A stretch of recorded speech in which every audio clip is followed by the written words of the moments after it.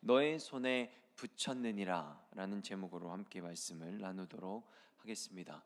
저희들 지난 시간까지 다시금 가나안 땅으로 나아가라는 하나님의 명령을 받아서 이제 5개의 나라를 지나는 가나안의 여정에 대해서 지금 살펴보고 있습니다. 그리고 에돔과 모압과 암몬은 전쟁 없이 하나님이 주신 기업들을 지켜주면서 지나왔고, 지난 시간에는 헤스본 왕 시온과 전쟁을 했고, 오늘 이제 바산 왕 옥과 이제 5번째 마지막 나라 요단강을 건너기 전에 동편에 있는 마지막 나라와의 전쟁을 다루게 됩니다.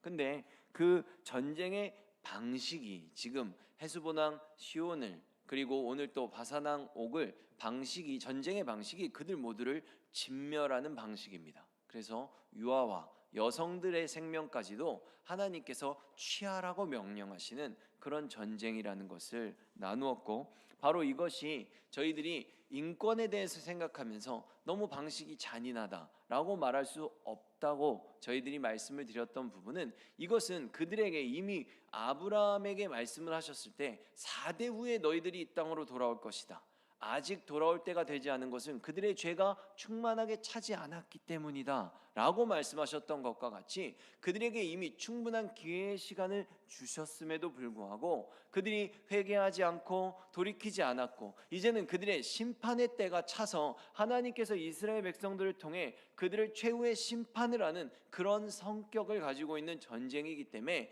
하나님의 심판에는 그 어떤 예외도 없다는 차원으로 저희들이 이것을 이해해야 한다고 함께 나누어 보았습니다. 그래서 헤스본 왕 시온에게 그리하였듯이 오늘 또 본문에서 바산 왕 옥에게서도 바로 최종적으로 그 민족을 심판하시는 하나님의 그 전쟁, 그래서 동일한 방식으로 유아와 여성들까지도 포함하는 단 한 사람도 남기지 않는 그런 방식을 취하고 있습니다. 그리고 1절의 말씀에서부터 이제 다시 오늘의 본문을 살펴보면, 돌이켜 바산으로 올라가매 바산 왕 옥이 그의 모든 백성을 거느리고 나와서 우리를 대적하여 싸우고자 하는지라 라고 되어 있습니다. 근데 헤스본 왕 시온에게는 평화의 말을 전했던 것을 기억하십니까?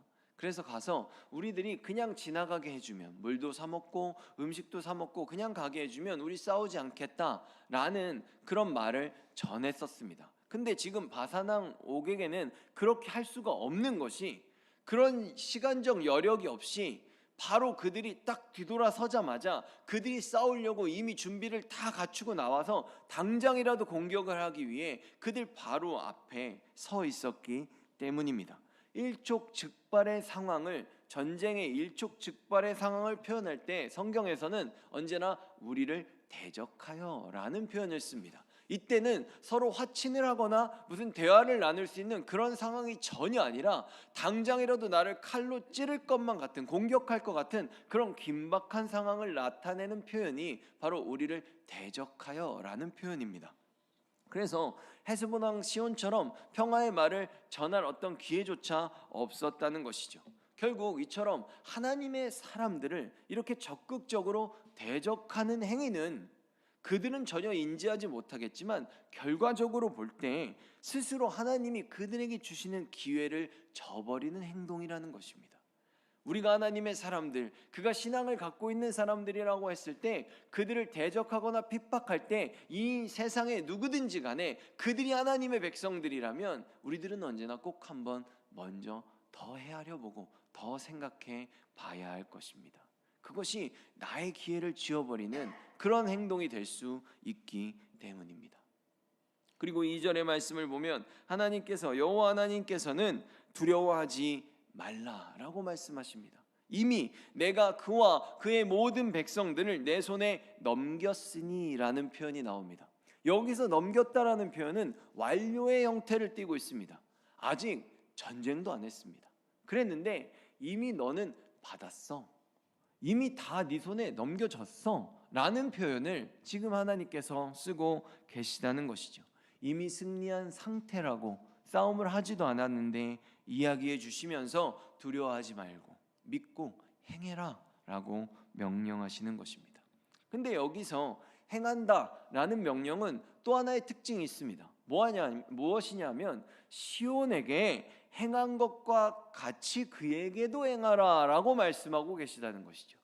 처음에는 그냥 믿고 전진하라 라는 명령을 받고 시온과 전쟁을 했다면 지금은 그 전쟁의 경험이 이미 이들에게 신앙의 연륜으로 쌓여 있다는 것을 저희들이 볼 수 있는 것입니다. 적은 것에 충성하는 자에게 더욱더 큰 것을 맡기시는 그런 하나님이신 것처럼 지금 우리들의 삶 가운데서 끊임없이 쌓아가는 그 인내하는 그 믿음의 시련들, 그 가운데 끊임없이 인내하는 그것들이 우리들을 나도 모르는 사이에 성장하게 함으로써 주님께서는 우리들에게 점점 더 커다란 사명들을 맡겨 가신다는 것입니다. 순종의 경험이 또 다른 순종으로 이어지는 것, 그리고 주님께서 허락하시는 전쟁의 성패는 우리들의 어떤 전쟁의 능력, 내가 가지고 있는 어떤 지혜, 지식, 전략 그런 것들이 아니라 바로 하나님을 내가 얼마만큼 믿고 순종하느냐, 내가 가진 조건 아니고 그들이 가진 조건 아니고 그래서 두려워하지 아니하고 주님께서 가라 하시면 내가 이미 받은 줄로 믿고 나아가는 것이 바로 이 전쟁의 성패를 결정한다는 것을 우리들에게 너무나도 명확하게 알려주고 계십니다. 그리고 3절의 말씀을 보면 우리 하나님 여호와께서 바산한 옥과 그의 모든 백성을 우리 손에 넘기심에, 너무나도 싱거운 전쟁이 아닙니까? 헤스본 왕 시온에게도 그랬던 것처럼 무슨 이렇게 웅장하고 화려한 스펙타클한 그런 전쟁의 장면들은 단 하나도 나오지 않고 다 이 3절 말씀에서 딱 이 한 구절로 모든 전쟁이 끝나버렸습니다. 결과를 나타내는 것을 보면 60개의 성읍을 차지했다고 말하고 있습니다. 이들이 차지한 요단 동편의 그 성읍들의 길이는 200km가 넘습니다. 그러면 이 전쟁이 짧았겠습니까? 그렇게 짧은 전쟁은 아니었을 거라고 여겨집니다. 근데 하나님께서 지금 말씀하시는 이 성경은 이러한 전쟁의 상황을 우리들에게 말해주는 데 있어서 철저하게 하나님께서 너희들에게 그것을 주셨으니까 당연히 이긴 거야. 그리고 너희들은 하나님이 명령하셨으니까 순종했으니까 당연히 그것들을 취하는 거야 라고 전쟁의 어떤 모습과 상황, 싸움의 어떤 그런 사람들이, 세상 사람들의 이목을 집중시키는 것에 관심을 두고 있는 것이 아니라, 그러니까 세상 사람들이 좋아하는 결과에 집중하는 것이 아니라 그 동기, 그 순종의 과정이 하나님께서 원하시는 그 동기와 그 과정에 부합하였기 때문에 그 결과는 이미 가지고 시작했다. 그 결과가 중요하지 않은 것입니다. 왜? 하나님의 뜻대로 따르면 어차피 주어질 결과였기 때문인 것입니다. 그리고 3절과 4절의 말씀을 보면 한 사람도 남기지 않았다. 모든 성읍들을 우리가 다 빼앗았다라고 말하고 있습니다. 이것들을 보면서 또 그런 생각을 할 수 있어요. 너무 잔인하다. 조금 남겨주지, 조금이라도 용서해주지 라는 생각을 할 수 있지만 이것 또한 하나님의 심판의 성격으로 우리가 이 전쟁을 바라보고 있기 때문에 지금의 이 명령은 저희들은 어떻게 보는 것이 더 옳은가 하면 끝까지 단 하나의 오차도 없이 하나님의 명령을 순종하기 위해 노력하는 모습으로 봐야 됩니다. 여러분, 전쟁을 할 때 60개의 성읍이 있을 때 높은 성벽들을 다 무너뜨리고 성벽이 없는 낮은 곳들도 있었다고 지금 성경이 말하고 있지 않습니까? 그러면 굳이 끝까지 전쟁 안 해도 됩니다. 왜냐하면 이미 그 전세가 기울어서 완전히 이겼다 싶으면 굳이 끝까지 그들을 정복하지 않아도 내 마음대로 그것들을 취하고 언제든 이기고 싶으면 또 다시 공격해서 이기면 되기 때문에 사람은 간사해서 굳이 이렇게까지 안 할 수도 있다는 거죠. 그러나 이들은 끝까지 남기지 않았다. 다 성읍들을 전부 다 빼앗았다. 왜? 그들의 순종을 지금 강조하고 있기 때문입니다. 그런데 이들이 가나안에 들어갔을 때는 반대로 나쁜 예시도 있습니다.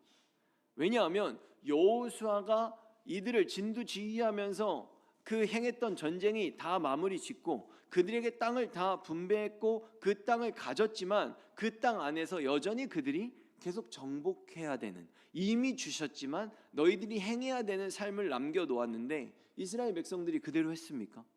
이스라엘 백성들은 그대로 행하지 않았습니다. 가나안 사람들을 내쫓지 않았습니다. 그들을 자신들의 종으로 쓰고 그들의 문화를 받아들이고 그들의 어떤 그런 생활들을 그대로 받아들이면서 여호수아에서 더욱더 좋은 어떤 솔로몬의 평화 같은 곳으로 넘어갔어야 되는데 너무나도 안타깝게 사사기로 넘어가고 말았습니다. 그들의 마음에 좋은 대로 그냥 행하면서 마음대로 살면서 하나님이 주신 그 정복 전쟁들을 완료하지 않았다는 것이죠. 그러나 그들의 모습이 지금 처음에는 그렇지 않았다는 것입니다. 끝까지 하나도 남기지 않고 순종했던 그런 시대가 있었다는 것이죠. 저희들도 신앙을 할 때 언제가 가장 뜨거웠을까라고 생각해 보면 저도 지금은 조금 성숙했다고 좋은 말로 하지만 제가 하나님을 처음 만났을 때가 훨씬 더 열심히 있었던 것 같습니다. 그때는 물불을 가리지 않았어요. 내가 이것을 다 드리면 나에게 뭐가 남나라고 단 한 번도 계산해 본 적이 없습니다. 더 못 드리는 게 아까운 마음이 더 컸던 것 같은데 지금은 저도 모르는 순간에 때로는 계산하고 있는 저를 보게 됩니다. 내가 이걸 다 하면 우리 애들은 뭘 먹고 사나, 이런 생각이 들 때 더 회개하는 제 자신을 바라보게 됩니다. 저희들 언제나 첫사랑을 놓치지 않기 위해, 이런 첫 순종의 모습을 놓치지 않기 위해 늘 신앙의 추억들을 기억하며 살아가기를 원합니다. 그래서 이들이 지금 그 차지한 땅을, 근데 지금 저희들이 끝까지 순종함으로써 하나님의 심판적 성격을 떼어서 그들을 진멸하라고 명령하셨다고 했는데 하나님은 언제나 한 가지의 역사를 통해서 하나만 성취하시지 않습니다. 우리들이 그것을 잘 모를 뿐이지 하나님은 10가지, 20가지, 30가지의 역사를 동시에 그 사건으로 다 이루어 가시는 완전하신 분입니다. 근데 또 하나의 이유가 여기에서 나오고 있습니다. 이들을 전부 다 멸망해야만 하는 가장 명백한 이유, 그것은 이스라엘이 궁극적으로 멸망하게 되었던 그 이유인데 바로 무엇입니까? 우상숭배입니다. 이 우상숭배가 가나안 전쟁에서 그들을 꼭 진멸해야만 했던 또 하나의 아주 중요한 이유였던 것입니다. 신명기 나중에 말씀에 나오겠지만 지금 먼저 읽어보면 20장 16절에서 18절의 말씀을 보면 가나안 7족속을 진멸하라는 그 이유를 제시해주고 계십니다. 오직 내 하나님 여호와께서 내게 기업으로 주시는 이 민족들의 성읍에서는 호흡 있는 자를 하나도 살리지 말지니 곧 헷 족속과 아모리 족속과 가나안 족속과 브리스 족속과 히위 족속과 여부스 족속을 내가 진멸하되 내 하나님 여호와께서 내게 명령하신 대로 하라. 이는 그들이 그 신들에게 행하는 모든 가증한 일을 너희에게 가르쳐 본받게 하여 너희가 너희 하나님 여호와께 범죄할까 함이니라. 아멘. 가나안 여인들을 살려두었을 때 그 여인들과 혼인하게 됨으로써, 다른 포로들을 살려두었을 때 그 포로들을 취하게 됨으로써 그들의 문화를 받아들이게 되고 그 무들의 문화 가운데 뿌리 깊게 잡혀 들어가 있었던, 그 자리 잡고 있었던 우상 숭배를 이들이 하게 될 것을 하나님이 아셨기 때문에 그들을 진멸하라고 처음부터 명령하셨던 것입니다. 이들의 모든 우상 숭배는 이들의 삶 속에서 농업을 하고 이들이 살아가는 그 모든 것들과 아주 깊은 연관을 가지고 있었기 때문입니다. 이스라엘 백성들은 가나안 땅에서 한 번도 안 살아본 민족입니다. 근데 이들을 진멸하지 않고 만약에 하나님을 믿고 하나님의 뜻대로만 살면 하나님께서 내가 다 먹여 살려줄 거야, 내가 만나를 주어서 광야에서 너희들을 살게 했던 것처럼 가나안 땅에서도 너희들 사는데 부족함 없게 할 테니 이들을 진멸해라, 우상 숭배하면 안 된다라고 말씀하셨는데 그들은 너희들 여기서 어떻게 농사 지었었어? 너희들 여기서 비 안 올 때 뭐 했었어? 이렇게 해서 바알 숭배하면 비 옵니다. 이런 것들 그대로 받아들이면서 결국에 이들은 하나님이 이토록 조심시키셨던 우상 숭배를 통해서 나라를 잃어버리고 말았습니다. 바벨론으로 쫓겨가고 아시리아에게 이스라엘이 멸망하게 됐던 것도 모두 다 하나님을 저버리고 그들이 우상을 숭배했던 결과가 바로 그것이었기 때문입니다. 그리고 3절의 말씀을 보면 우리의 손에 그들을 넘기심에라는 표현이 나옵니다. 근데 8절의 말씀을 보면 아모리 족속의 두 왕에게서라는 말씀이 나오는데 사실 이것이 원문에는 두 왕, 그들의 손으로부터라고 되어 있습니다. 그러니까 두 왕의 손으로부터 우리들의 손에 그 바산을 넘기셨다는 것이죠. 바산왕 옥의 그 통치 모든 지역들을 넘겼다는 것입니다.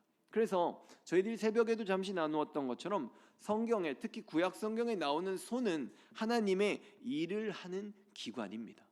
우리의 이마의 말씀, 이마와 이 미간과 손의 말씀을 갖고 있었던 것처럼 이 말씀을 우리의 생각과 우리의 마음을 지배하는 그 말씀으로 가득 채우고 실제로 그 말씀을 우리들의 삶으로 행한다는 것을 이 손이 상징하고 있다는 것이죠.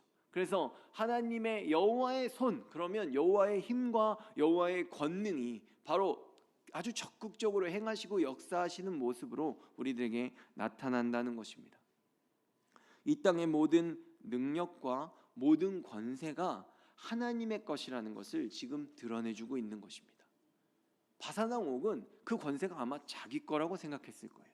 그러나 하나님께서 너 이제 시간이 다 됐어. 이제는 너를 심판하고 그것을 얘한테 줄 거야 라고 하나님이 가져와서 그것을 이 사람의 손에 쥐어주면 그것이 바로 그 권세가 넘어가게 되는 것입니다. 이 세상의 모든 능력과 모든 권세가 주님의 것임을 저희들이 인정해야만 한다는 것이죠. 우리들의 삶을 통해서 연약한 자들을 들어서 강한 자들을 무너뜨리심으로써 하나님께서는 우리들의 삶을 사용해서 세상 사람들에게 여전히 이것을 드러내고 계십니다. 그리고 5절에 높은 성벽으로 둘려있다라는 표현은 난공불락이다. 인간의 힘으로는 절대로 무너뜨릴 수 없는 그런 높은 성읍들이다, 불가능하다라는 의미를 가지고 있는데, 이것들을 무너뜨림으로써 지금 이것을 특별히 강조해서 모세가 이곳에 기록하고 있는 것은 사람은 할 수 없었지만 하나님이 그것을 무너뜨리는 건 아무것도 아니었다라는 것을 드러내주고 있는 것입니다. 그리고 성경은 이 바산왕 옥이 마지막 르바임 족속이었다라고 말하고 있습니다. 르바임이라는 단어의 의미는 거인이고 장대한 자다라는 것을 나누었습니다. 그런 것처럼 지금 이들의 침상의 크기가 마지막 11절에 나오고 있는데, 침상의 크기가 그러니까 침대 크기를 얘기하는 것이죠. 잠자리의 크기가 길이가 9규빗이고 너비가 4규빗이었다. 규빗은 어떻게 재냐면 이렇게 딱 해서 이 손끝에서부터 팔꿈치 끝에까지가 규빗입니다. 그러니까 이게 사실 일정치는 않았겠죠. 좀 큰 나라 사람들 규빗은 이렇게 더 컸겠죠. 그래서 애굽의 규빗은 더 컸었다. 가나안의 규빗은 50cm가 넘었다. 이런 얘기들이 있지만 보통 성경을 저희들이 볼 때 평균적으로 한 45cm 정도를 한 규빗으로 봅니다. 그래서 그것을 기준으로 계산을 해보면 바로 이 바산왕 옥이 잠을 잤던 이 침대는 길이가 4.1m고 너비가 1.8m입니다. 물론 침대가 크다고 사람이 꼭 그만하란 법은 없습니다. 그렇죠? 그러나 그런 정도의 침대를 썼다는 건 거인 족속이라는 르바임 족속의 마지막 그런 족속이었다라는 정보를 통해서도 이 바산왕 옥이 충분히 장대한 자였다라는 것을 생각해 볼 수 있다는 것입니다. 아주 컸던 사람. 그리고 철로 침대를 만들었다고 말하고 있지 않습니까? 이스라엘 백성들은 가나안 전쟁을 들어갈 때 그들이 갖고 있었던 건 청동기 말기였습니다. 근데 이 사람들은 지금 무기만 철기가 아니라 가나안 족속들은 자신들의 일상 물품까지도 철로 제작했다는 거예요. 이것은 철기가 아주 많이 발달한 사람들이 할 수 있는 행동들입니다. 청동기와 철기는 절대로 싸움으로 못 이깁니다. 근데 그들이 갖고 있었던 어떤 무기의 조건들, 그들이 갖고 있던 어떤 외형적인 조건들, 그들이 차지했던 어떤 높은 성읍이라는 지형적인 조건들, 이런 것들이 여호와의 전쟁에서는 아무런 소용이 없다는 거죠. 하나님께서 이끄시는 그 전쟁은 그저 한 가지, 주님이 우리와 함께 하시면, 그 주님을 내가 전적으로 신뢰하고 믿고 의지하면 이미 우리들에게 승리가 주어진 싸움이라는 것입니다. 여호와의 전쟁이 순종의 믿음으로 두려움 없이 우리가 주님을 신뢰함으로 그 전쟁에 임하고 있는가, 그것이 우리들의 성패를 좌우한다는 것입니다. 이스라엘 백성들은 실제로 몸으로 싸우는 전쟁을 했지만 지금의 저희들은 예수 그리스도를 믿고 신뢰함으로써 하나님의 백성으로서 이 땅 가운데 복음을 들고 싸우는, 말씀의 검을 갖고 싸우는 영적 전쟁을 감당하고 있는 자들입니다. 그럼 우리는 어떻게 싸워야 할까요? 성경에 보면 이것과 비슷한 싸움이 있습니다. 바로 다윗과 골리앗의 싸움입니다. 당시 이스라엘 사람들 골리앗의 외형적인 조건에 두려워서 벌벌 떨고 있었다고 성경은 전하고 있습니다. 골리앗의 키도 6규빗 한 뼘이었다. 290cm를 넘었다는 것입니다. 사람의 키가 3m 정도 됐다는 것이죠. 골리앗이 하고 있었던 갑옷은 5,000세겔 57kg입니다. 창은 들고 있었는데 그 날의 무게만 23.5kg이었다라고 말합니다. 근데 다윗이 골리앗을 부를 때 다른 사람들은 저 거인 족속, 저 큰 블레셋 민족의 장수 뭐 이렇게 부르는데 다윗은 골리앗을 이렇게 부릅니다. 저 할례하지 아니한 자가 지금 하나님을 여호와의 군대를 조롱하고 있다 이렇게 말합니다. 그러면서 다윗은 이스라엘은 뭐라고 부르냐면 하나님의 군대를 조롱하고 있다라고 말합니다. 지금 다윗은 사람을 두 가지로 봅니다. 하나님을 믿는가 믿지 않는가로 보고 있는 거예요. 그러면서 다윗은 골리앗과 나아갈 때도 너는 칼과 창과 단창으로 나오지만 나는 만군의 여호와의 이름으로 내게 나아간다라고 말합니다. 다윗의 무기가 여호와 하나님이라는 것이죠.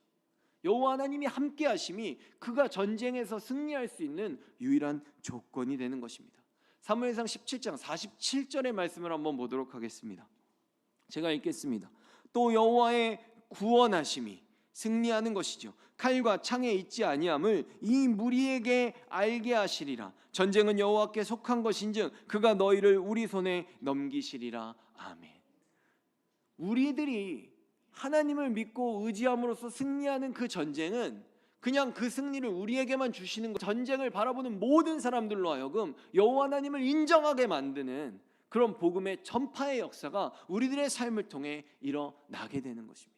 꽃은 그 향기를 가만히 있는 자체로 그 주변의 향기를 모두 다 들이우는 것처럼 우리들의 순종의 삶은 나 하나만 구원하는 것이 아니라 여호와 하나님을 드러내고 여호와 하나님께 영광을 돌리고 그들이 하나님의 영광을 볼 수 있는 그런 거룩하고 복된 삶으로 우리를 인도해 가는 것입니다. 주님은 이미 승리하셨습니다. 요한복음 6장 33절의 말씀을 보면 이것을 너희에게 이르는 것은 너희로 내 안에서 평안을 누리게 하려 함이라. 왜? 이겼기 때문입니다. 우리들이 그것을 확신한다면 환난을 당하나 담대하라 내가 세상을 이기었노라. 그것을 믿는다면 환난 가운데 이 세상에서 복음을 들고 나오는 이 고난 가운데 저희들은 평안할 수 있는 것입니다. 예수 그리스도의 평안이 그 천국이 우리들의 심령 가운데 이미 이루어졌기 때문입니다. 하나님의 나라로 가는 그 여정은 지금 가나안으로 나아가는 이스라엘의 그 광야의 여정과 같이 전쟁도 있고 고난도 있고 배고픔도 있고 핍박도 있고 어려움도 있고 우상 숭배도 있습니다. 천국을 향해 나아가는 새 나라와 그 새 하늘과 새 땅을 향해 나아가는 우리들의 여정도 이와 동일합니다. 우리들에게도 많은 미혹이 있고 우리들도 넘어지고 우리들도 핍박받고 우리들도 상처받고 배고프고 궁핍하고 다 그 동일한 인생들을 살아가고 있는 것입니다. 그러나 지금 이 영적 싸움은 바울이 뭐라고 말합니까? 여호와의 전쟁, 우리들의 영적 전쟁은 혈과 육에 관한 것이 아니라고 말하고 있습니다. 내가 잠시 배고파도 내가 예수 그리스도의 승리를 확신할 수 있다면 우리는 주님으로 배부를 수 있을 것입니다. 내가 이 세상에서 조롱당하고 패배한 것 같고 진 것 같아도 내가 내 손이 두 손이 다 비어서 너무나 가난한 것 같아도 예수 그리스도로 충만하다면 우리는 이미 부유한 자들입니다. 이 세상의 그 어떤 것도 우리들을 하나님의 그 사랑에서 끊을 수 없다는 것을 꼭 기억하시기를 바랍니다. 이사야서 41장 10절의 말씀을 함께 읽도록 하겠습니다. 시작. 두려워하지 말라 내가 너와 함께함이라. 놀라지 말라 나는 내 하나님이 됨이라. 내가 너를 굳세게 하리라. 참으로 너를 도와주리라. 참으로 나의 의로운 오른손으로 너를 붙들리라. 아멘. 이 모든 세상의 주인이신 주님, 그 주님이 우리의 아버지 하나님이십니다. 하나님만 의지하며 나아가기를 원합니다. 하나님이 명령하시면 순종하기를 원합니다. 그들의 외적인 조건을 보고 두려워한다는 건 그만큼 내가 나의 외적인 조건을 의식하고 있다는 겁니다. 내가 부족하니까 그 사람보다 못하다고 생각하니까 두려워하는 것 아니겠습니까? 그들을 보지 않고 나도 보지 않아야 됩니다. 우리는 오직 주님만 보며 나아갑니다. 감히 누가 주님께서 우리를 위하시면 이 땅의 주인이신 주님이 우리를 위하시는데 누가 우리를 대적할 수 있겠습니까? 누가 우리를 주 예수 그리스도의 그 하나님의 사랑에서 끊을 수 있겠습니까? 부디 하나님만 섬기고 예수님만 사랑하고 주님께서 약속하신 모든 하늘의 축복들을 우리들의 삶 가운데서 풍성히 누리며 가난할 때 부유하게 하시고 궁핍할 때 배부르게 하시고 아무것도 할 수 없을 때 독수리 날개치듯이 우리를 일으켜 세우시는 주님의 놀라운 역사를 매일의 삶 속에서 체험하며 살아가시는 여러분들 되기를 예수 그리스도의 이름으로 축원합니다.